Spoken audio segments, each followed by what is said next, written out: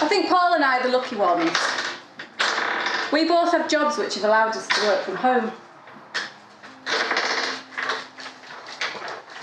To be honest, I think that my company would be quite happy for us to work from home a bit more in the future. It's been very successful. We have lots of video conferences where everybody's kept up to date. Don't really see the point of anybody needing to go into the offices, really. In a way, I actually get jealous of people that have been furloughed. They're being paid, but they don't have to go to work. Paul and I are both being paid full time, but we're having to work harder than ever, really, for two reasons. One is that our companies are amongst those that have been made busier by COVID and created business. But we've also got our 4-year-old to look after too. He can't go to nursery. So the issue then is that we're both having to work full time and we're having to look after Tom full time too. For just aren't enough hours in the day, literally. We have a very strict schedule, quite reminiscent of an exam revision timetable. It's all highlighted and colour coded. And we have it hanging up in the loo. Tells us who's on morning duty and what time we have to take over. We get together on a Monday morning with our diaries and we collate them, just to make sure that we can both attend all of our important meetings. One day, in the early days, before we had the schedule, we both arranged really important meetings for the same time. When we realised, we were all like, well, it's okay, and relaxed. Tom can just attend my video calls with me.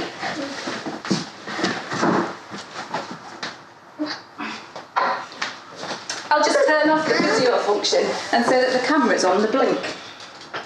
Well, you can imagine how that went down, can't you? A 4-year-old having to sit through the management accounts of a big corporate.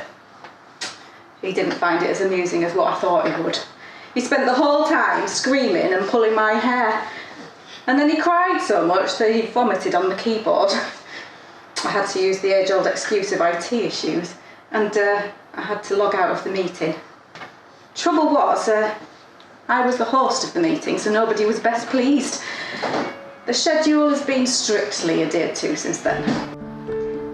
The biggest hurdle, really, is that most of our time is spent either parenting or working. We never get any time together. Most days, when I finish work, I take over looking after Tom and then Paul goes back to work again. Once Tom is in bed, one of us invariably has more work to do, so the other one goes and gets dinner sorted. By the time we've sat down at the table, we're both monosyllabic and exhausted. Can't remember the last conversation that we actually had. I don't mind the pubs and the shops being shut. We're a family now, so our days of going to the pub are over. We do genuinely enjoy staying in and getting a takeaway. I love shopping, but the internet's not on lockdown, is it? I've been getting my fix that way too. Plus, I don't have to wrestle with a pushchair or a changing bag or a toddler.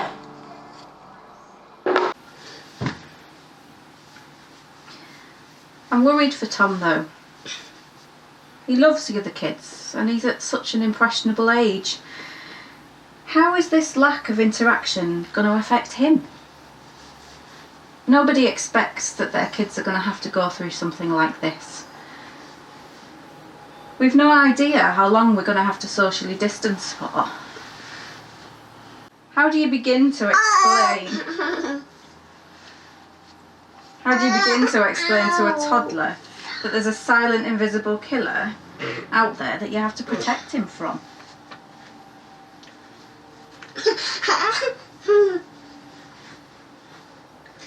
As a mother, I want to protect him. But how can I? I don't want to appear anxious, but I am, and he'll pick up on that.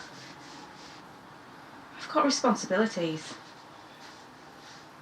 Oh, Tom, no, don't put that pea up. It'll get stuck.